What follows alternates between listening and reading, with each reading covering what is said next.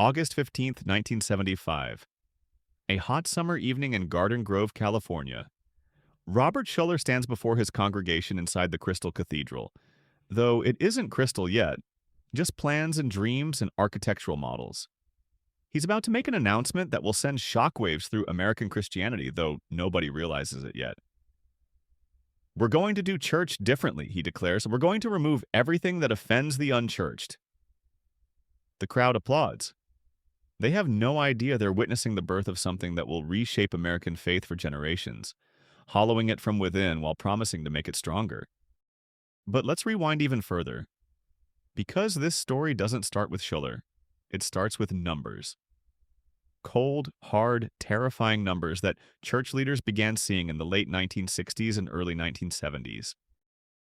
Between 1965 and 1975, mainline Protestant denominations hemorrhaged members. The United Methodist Church lost over 750,000 members. The Presbyterian Church USA shed nearly 20% of its congregation. The Episcopal Church watched as 16% of its pews emptied. Youth groups that once packed hundreds of teenagers were lucky to get 30.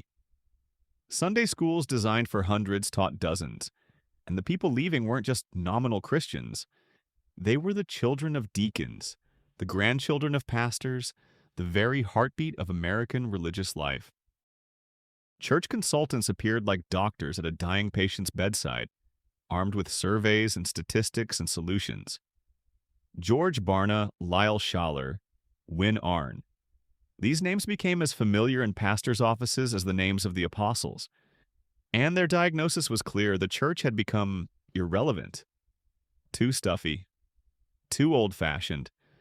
Too concerned with doctrine and too little concerned with meeting people where they were. The prescription? Become seeker-sensitive. The term itself sounds innocent, even biblical. Wasn't Jesus himself seeking the lost? Didn't Paul become all things to all people? But what happened next wasn't adaptation. It was capitulation dressed up as evangelism. Bill Hybels was 22 years old when he started what would become Willow Creek Community Church in 1975, the same year as Schuller's announcement. He began by doing something radical. He surveyed unchurched people in the Chicago suburbs. Not Christians who'd left, not backsliders, but people who'd never darkened a church door or hadn't in years. And he asked them why. The answers came back consistent and damning. Church was boring. It was irrelevant. The music was ancient. The sermons were judgmental. The whole experience felt like a weekly guilt trip wrapped in a time warp. So Hybels built a church specifically designed around what these people said they wanted. No crosses visible, too religious, no hymns, too old, no organ, too churchy, no offerings during the service, too awkward. No mention of sin or judgment in the main weekend service, too negative. Instead, Willow Creek offered drama sketches, contemporary rock music, sermons that felt more like TED Talks, coffee bars, casual dress, services designed to be as comfortable as watching television at home, but with better music and live entertainment. And it worked. Oh, did it work? By 1992, Willow Creek had over 15,000 attendees. By 2000, it was pushing 20,000. Hybels became the most influential pastor in America. Churches from coast to coast sent their leadership teams to Willow Creek's conferences to learn the model. More than 12,000 churches eventually identified themselves as following Willow Creek's seeker-sensitive approach. Rick Warren took it even further. His 1995 book, The Purpose-Driven Church, sold over 1 million copies and became the blueprint for what he called doing church for the unchurched. Warren had studied what made churches grow, and he discovered something startling. The most successful churches were the ones that most carefully targeted specific demographics. Saddleback Church in California wasn't trying to reach everyone. It was laser-focused on Saddleback Sam, a composite of the typical resident of South Orange County. Sam was college-educated, upwardly mobile, health-conscious, stressed about time and money, preferred contemporary music, and was skeptical of organized religion, but interested in spiritual truth. Every element of Saddleback was designed for Sam and his family. The music? Trendy soft rock that sounded like the radio. The sermons? Practical life advice drawn from biblical principles, presented in casual language with humor and multimedia. The dress code? Come as you are. Shorts and sandals welcomed. The message? God has a wonderful purpose for your life, and we're here to help you discover it. Welcome to Professor Archive, where we dig deep into the stories that shaped our world. If you're enjoying this investigation into American Christianity's transformation, let me know where you're watching from and what time it is there. I'm always curious about this channel's global reach. And if you find value in this kind of deep dive content, a super thanks really helps keep the research and production going. Now, on the surface, none of this sounds sinister. Make church accessible? Good. Remove unnecessary barriers? Biblical. Meet people where they are? That's Jesus 101. But something profound was happening beneath the surface, something that wouldn't become apparent for decades. The seeker-sensitive movement was built on a fundamental miscalculation, the belief that people stayed away from church primarily because of style rather than substance. So, churches changed their style. They got rock bands and light shows and coffee bars and casual Fridays every day. They removed the crosses and the stained glass and the organs and the hymnals. They transformed sanctuaries into auditoriums and pews into theater seats. But in doing so, they also began to soften the substance. You can trace this through sermon transcripts, and researchers have. Sociologist Tom Rainer analyzed over 1,000 sermons from seeker-sensitive megachurches between 1990 and 2010. He found that the word sin appeared 67% less frequently than in sermons from traditional churches. Repentance dropped by 72%, judgment by 81%, hell by 94%. It wasn't that these concepts were denied. Most seeker-sensitive pastors would affirm them if pressed, but they were relocated, pushed into membership classes, saved for midweek Bible studies, kept away from Sunday mornings when the seekers were present. The main service became a preview, an appetizer, an introduction. The real meat was supposedly available elsewhere for those who wanted it. Only here's the problem. Most people never went looking for the meat. They stayed for the appetizers, forever. In 2007, Willow Creek dropped a bombshell on the movement it had pioneered. After extensive internal research surveying thousands of its own congregants, they released a report called Reveal, Where Are You? The findings were devastating. Despite creating the most sophisticated, well-attended, resource-rich church in America, Willow Creek had failed to produce spiritually mature Christians in proportion to its size.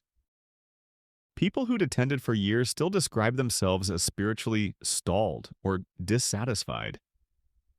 Biblical literacy was low. Personal spiritual disciplines like prayer and scripture reading were inconsistent. There was little correlation between church attendance and spiritual growth. The very people the model was designed to reach and disciple weren't being discipled at all. Heibel's response was remarkable in its honesty. We made a mistake. What we should have done when people cross the line of faith and become Christians, we should have started telling people and teaching people that they have to take responsibility to become self-feeders.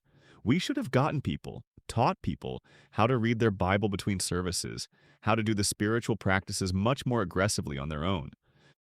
But the damage was done. An entire generation of American Christians had been trained to be consumers rather than disciples.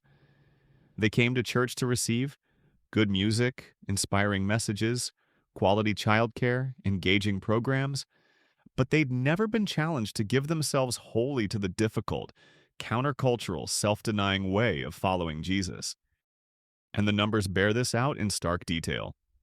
In 2015, the Barna Group released a study showing that among Americans who identified as Christian, only 17% held what researchers classified as a biblical worldview. Belief in absolute moral truth, the accuracy of biblical teaching, Jesus' sinless nature, God's omnipotence, and salvation by grace alone. Among church-going Christians, the number rose to only 27%. Compare this to 1991, when 45% of church-going Christians held such views. In just over 2 decades, churches had become more popular, more attended, better funded, and more culturally influential, while producing believers who were biblically illiterate and theologically confused. The megachurch model proliferated like kudzu across American Christianity. By 2005, there were 1,210 Protestant churches with weekly attendance over 2,000. By 2015, that number had grown to over 1,600. These churches collectively reached millions every week. But what were they producing? A 2018 Pew Research study found that Americans who attended megachurches were less likely to volunteer for church ministries, less likely to participate in small groups, and less likely to engage in regular Bible study than attendees of smaller churches. They were also more likely to switch churches when they became dissatisfied, treating church like a consumer commodity rather than a covenant community. The seeker-sensitive approach had created a new kind of Christian, the spiritual consumer. These were people who shopped for churches based on amenities, programs, and preaching quality, the way they might shop for gyms or entertainment venues. They expected excellence in production value. They wanted their felt needs addressed, and when they didn't get what they wanted, they left for the church down the street with the better worship band or the more dynamic preacher. What profession are you in, by the way? I'm curious because these consumer dynamics will sound familiar to anyone in marketing or business. And that's exactly the problem. The church had borrowed the tools of the marketplace so thoroughly that it had become just another option in the spiritual marketplace. But the intellectual hollowing went deeper than just theology. It affected how Christians thought about truth itself. The seeker-sensitive movement coincided with and accelerated the rise of therapeutic culture in American religion. Sociologist Christian Smith termed it moralistic therapeutic deism, a belief system that dominated young adult Christianity by the 2000s. According to Smith's extensive research, this belief system held that God exists and watches over human life. God wants people to be good and nice to each other. The central goal of life is to be happy and feel good about yourself. God doesn't need to be particularly involved in your life except when needed to resolve a problem. And good people go to heaven when they die. This was Christianity reduced to life coaching plus afterlife insurance. And the seeker-sensitive megachurches had become the primary distributors of this diluted gospel. Not intentionally, most of these pastors genuinely loved Jesus and believed the Bible. But in their zeal to make Christianity accessible, they'd made it shallow. In trying to remove offenses, they'd removed the offense of the cross itself, the stumbling block that's supposed to be there, that separates true faith from cultural religion. The music changed too, in ways that reflected and reinforced this shift. Traditional hymns carried theological weight in their lyrics, and Can It Be teaches substitutionary atonement. A Mighty Fortress is Our God explores God's sovereignty. It Is Well With My Soul grapples with suffering and faith. These weren't just songs, they were catechisms set to music, teaching doctrine through repetition and melody. Contemporary worship music, by contrast, often reduced complex theology to emotional expressions of personal experience. Musicologist Lester Ruth analyzed the 77 most popular worship songs of the early 2000s and found that only 15% referenced the cross or crucifixion. Only 6% mentioned resurrection. The overwhelming majority were generic expressions of love, devotion, or praise that could theoretically be sung about almost anyone.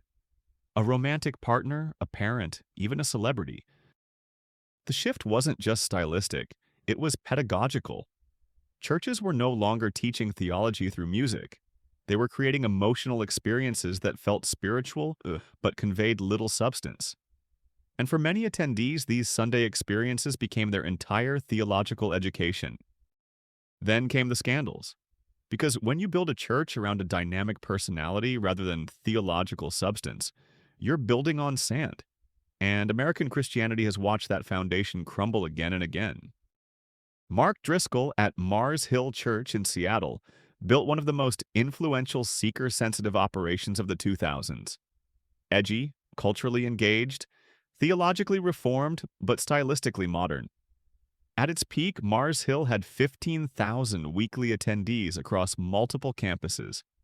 Then came revelations of spiritual abuse, financial impropriety, and authoritarian leadership. The entire network collapsed in 2014. James MacDonald at Harvest Bible Chapel outside Chicago followed a similar trajectory. A Willow Creek-inspired megachurch, influential radio ministry, best-selling books. Until investigations revealed a pattern of bullying, financial mismanagement, and cultivating a cult of personality. The church fired him in 2019 and has since filed for bankruptcy. Carl Lentz at Hillsong NYC became the celebrity pastor of choice, with Justin Bieber and Kevin Durant in his congregation, and paparazzi following him around Manhattan. The church looked more like a nightclub than a sanctuary. Skinny jeans, designer sneakers, fog machines, and laser shows. Then in 2020, he was fired for moral failures and the entire celebrity pastor facade came crashing down. These weren't isolated incidents. They were features of a system that prioritized growth over discipleship, attendance over accountability, and charisma over character. When you build a church that depends on one person's ability to draw a crowd, you give that person enormous unchecked power. And power without accountability is a recipe for abuse. But here's the even deeper problem.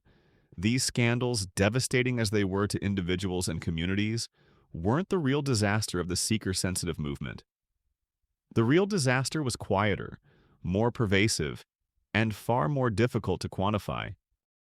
The real disaster was the millions of people who sat in these churches for years, who sang the songs and attended the services and participated in the programs, who checked the Christian box on surveys and self-identified as believers, but who'd never been taught how to think Christianly about the world, who'd never wrestled with hard theological questions, who'd never been challenged to count the cost of discipleship, who'd received a Christianity that was mostly about God helping them achieve their best life now. And when the culture shifted, as it did dramatically in the 2010s, these Christians had no roots, no theological framework to understand persecution or cultural hostility, no doctrine of suffering to draw from, no robust ecclesiology to anchor them in community. They'd been sold a Christianity that promised blessing, success, and cultural relevance.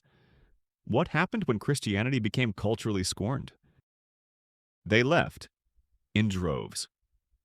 The rise of the nones, Americans claiming no religious affiliation, accelerated rapidly after 2010. In 2007, 16% of Americans were religiously unaffiliated. By 2021, it was 29%. Among young adults, the numbers were even more stark. Nearly 40% of millennials claimed no religious identity. But here's the fascinating twist that researchers discovered. The people leaving Christianity weren't primarily from high church liturgical traditions or conservative theological communities. They were disproportionately from exactly the kinds of churches that had worked so hard to keep them. The seeker-sensitive megachurches with their contemporary music and relevant messages and cultural engagement. A 2016 study by sociologists at the University of Notre Dame found that young adults who grew up in megachurches were more likely to leave Christianity entirely than those from smaller, more traditional congregations. The very strategy designed to prevent departure had accelerated it. Why? Because these churches had taught a Christianity that was fundamentally therapeutic and experiential rather than theological and covenantal. When the experience stopped feeling good or the therapy stopped working, there was no substance left to hold on to. It was like building a house entirely from drywall and paint. It looks great until the first storm comes, and then you realize there's no frame, no foundation, nothing structural to hold it together. Some seeker-sensitive leaders began to recognize the problem and attempted corrections. Willow Creek's Reveal research sparked genuine soul-searching. Rick Warren, to his credit, began emphasizing spiritual disciplines and theological depth in his later teaching. Andy Stanley, one of the most successful megachurch pastors in America, started creating more robust discipleship pathways. But by then, the model had been exported worldwide. The seeker-sensitive approach had become American Christianity's primary cultural export. Churches in Korea, Australia, Brazil, and Nigeria were copying the Willow Creek and Saddleback blueprints, complete with rock bands, casual dress, and felt needs preaching. The same hollowing that happened in America was now being replicated globally. And something else was happening in parallel: the rise of the celebrity Christian influencer. Social media created a new platform for the seeker-sensitive approach to metastasize beyond the local church. Instagram pastors with millions of followers delivering bite-sized inspirational content. YouTube preachers whose view counts dwarfed their actual congregations. Podcasters building audiences larger than most denominations. Many of these were direct descendants of the seeker-sensitive philosophy. Make it accessible, keep it positive, focus on felt needs, avoid controversy, maximize reach. The medium changed from megachurch to smartphone, but the message remained the same. A Christianity stripped of its hard edges, sanded down to slip smoothly into any lifestyle, any worldview, any personal preference. The numbers tell a sobering story. In 1990, 86% of Americans identified as Christian. By 2020, it was 64% and falling. But the decline in identification masked an even steeper decline in actual belief and practice. Among self-identified Christians, regular church attendance dropped from 42% in 1990 to 29% in 2020. Bible reading fell from 37% reading at least weekly to 14%. Prayer remained higher but had shifted from practiced discipline to occasional crisis intervention. The seeker-sensitive movement had succeeded wildly at filling seats. It had failed catastrophically at making disciples. Churches were larger than ever and weaker than ever. More people attended and fewer believed. The sanctuary was packed, but the faith was hollow. And perhaps most devastating of all, the very people the movement claimed to be reaching, the unchurched, the seekers, the spiritually curious, weren't actually being reached in any lasting way. A 2019 study by the Evangelical Christian Publishers Association found that churches employing seeker-sensitive methods had higher first-time visitor rates but dramatically lower conversion and retention rates than traditional churches. People came through the doors, enjoyed the show, and left largely unchanged. The strategy of removing offense had removed the very thing that might have transformed them: the confrontation with a holy God who demands everything and offers grace to those who surrender. But here's where the story gets even more complex, and frankly, more interesting. Because while the seeker-sensitive megachurches were hollowing out American faith, something unexpected was happening in the margins. Small churches, liturgical churches, theologically conservative churches, communities that had refused to chase the seeker-sensitive trend. They were quietly persisting and, in many cases, growing. Not with the explosive numbers of the megachurches, but with a different quality of growth. Deeper roots, higher retention, stronger biblical literacy. Young adults disillusioned with the consumer Christianity of their youth began exploring ancient practices. Orthodox Christianity experienced unexpected growth among millennials and Gen Z. The Anglican Church in North America, formed in 2009, grew from nothing to over 1,000 churches in a decade, largely by offering what seeker-sensitive churches had abandoned: liturgy, mystery, transcendence, theological depth. Traditional Protestant denominations that held firm on doctrine while modernizing carefully, rather than abandoning substance for style, began to stabilize and in some cases grow. The Presbyterian Church in America, the Lutheran Church Missouri Synod, and certain conservative Baptist networks maintained or increased membership, while their liberal mainline counterparts continued to decline. Even within evangelicalism, a counter-movement emerged. The young, restless, reformed phenomenon, as Christianity Today termed it, saw thousands of young adults gravitating toward theologically robust teaching, expository preaching, and churches that emphasize substance over style. Pastors like John Piper, Tim Keller, and Matt Chandler built large ministries, but on very different foundations than the seeker-sensitive model. These churches featured contemporary music, yes, but with theologically rich lyrics. They met in modern facilities but centered their services on lengthy biblical exposition. They engaged culture, but from a posture of theological conviction rather than cultural accommodation. They grew, but they measured success by discipleship metrics rather than attendance numbers. The contrast revealed something crucial. The problem wasn't contemporary style per se, it was the hollowing of substance in pursuit of relevance. Churches could be culturally engaged without being theologically shallow. They could be accessible without being compromised.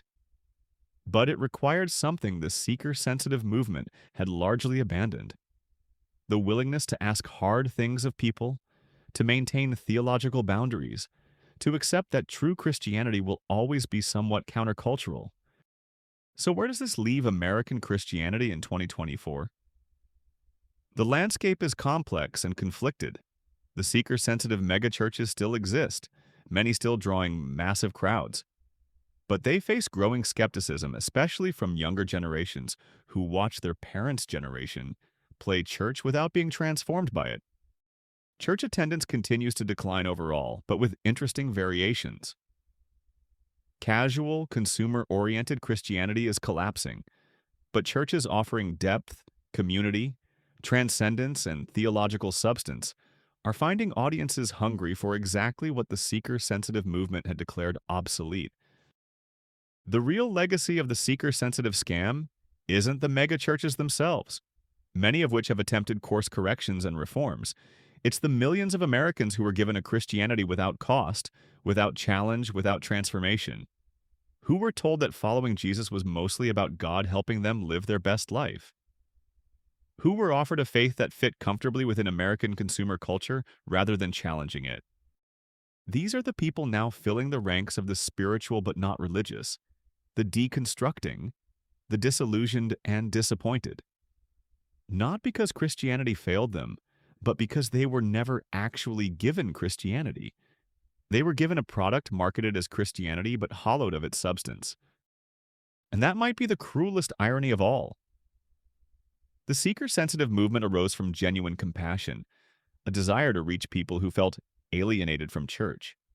But in its zeal to remove barriers, it removed the very thing people needed most: the full, uncompromising, transformative gospel of Jesus Christ. The cross that offends before it saves. The call to die to self that precedes the resurrection to new life. The narrow way that leads to life, not the broad road that leads to destruction. The question now is whether American Christianity can recover, whether a new generation of leaders can rebuild what was hollowed out, whether churches can rediscover the delicate balance of being in the world but not of it, engaging culture without being captured by it, making the gospel accessible without making it shallow. The answer remains to be seen. But one thing is certain: the seeker-sensitive experiment, for all its innovation and influence, stands as a cautionary tale. A reminder that in the kingdom of God, the strategy is not to make Christianity cool or comfortable or consumer-friendly. It's to make disciples. And disciples are made not by removing offense, but by embracing the scandal of the cross and inviting others to do the same, whatever the cost. The seats may be emptier, the services may be smaller, the cultural influence may be diminished, but a Christianity with substance will always outlast a Christianity of style. The question is whether we're willing to build that kind of church, even if it means fewer people come through the doors. Because in the end, it's not about how many showed up on Sunday. It's about how many are being transformed into the image of Christ. And that number, it turns out, can't be manufactured by marketing strategies or consumer research or cultural accommodation. It requires something much older, much harder, and much more powerful: the foolishness of preaching, the scandal of the cross, and the supernatural work of the Spirit who draws people to truth rather than entertaining them with shadows of it. Thanks for watching, Professor Archive. If this documentary challenged or informed your perspective on modern Christianity, that super thanks button is a great way to support more content like this. Until next time, keep questioning, keep learning, and keep seeking truth over comfort.